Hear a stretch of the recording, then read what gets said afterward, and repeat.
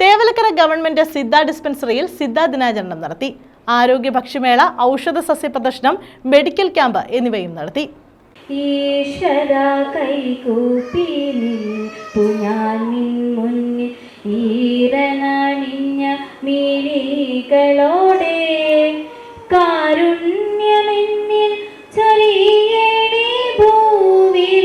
Thevalakkara government Siddha ഡിസ്പെൻസറിയിലാണ് Siddha ദിനാചരണം സംഘടിപ്പിച്ചത്. പൊതുജനാരോഗ്യം സിദ്ധയിലൂടെ എന്ന സന്ദേശവുമായാണ് ദിനാചരണം നടത്തിയത്.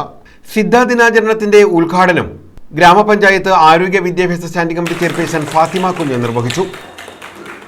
തേവലക്കര ഗ്രാമപഞ്ചായത്തിന്റെയും നാഷണൽ ആയുഷ് മിഷൻ ഭാരതീയ ചികിത്സാ വകുപ്പിന്റെയും കൂടിയാണ് ഇവിടെ ഈ യോഗം നടക്കുന്നത്.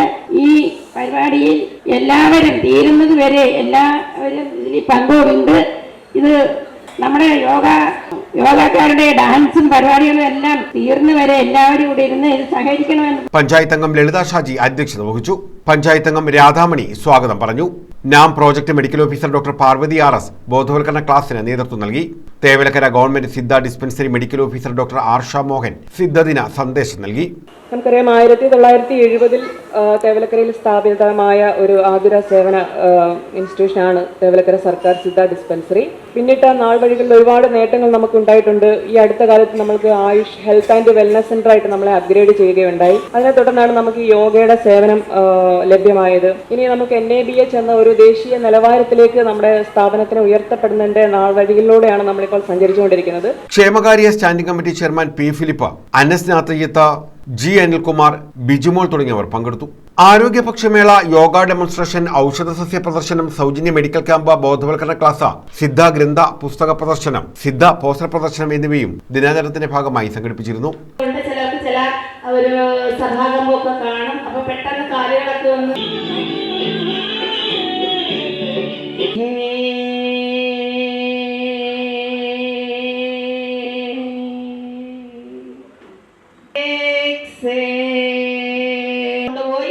തലച്ചെവിയോട് ചേർത്ത് സ്ട്രൈറ്റ് ചെയ്യുക, ശ്വാസം എടുക്കുക, ചുവറായിട്ട് ഒരുമിച്ച് ചെയ്യുക, സൈഡ് വൈഡ് ആവുക, കുറച്ച് നേരം ഹോൾഡ് ചെയ്യുക.